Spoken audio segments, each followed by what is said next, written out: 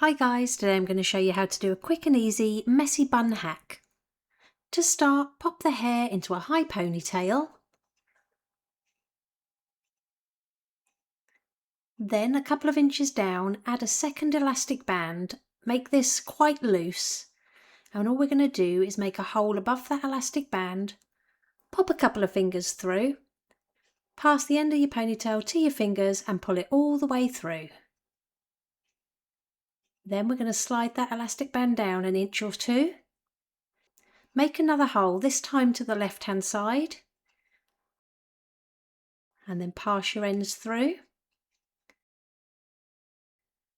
Slide that elastic down a couple of inches again, and we're going to make another hole, this time to the right hand side. Pop your fingers through, pass your ends to your fingers and pull it through the hole. And we're just going to keep going until we run out of hair, but make sure you leave a couple of inches at the bottom of the ponytail. Add some texture spray all over the ponytail. This makes a huge difference when doing a messy bun. I'll pop everything I use in the description below. Then use your fingers to really pinch and pull at every loop and twist of this hairstyle to make it more voluminous.